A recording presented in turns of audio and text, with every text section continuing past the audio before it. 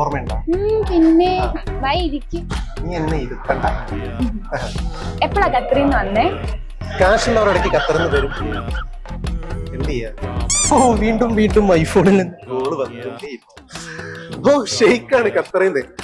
എന്നെ കാണാതിരിക്കാൻ വയ്യ. ഹലോ, ഏതാണ് യൂള?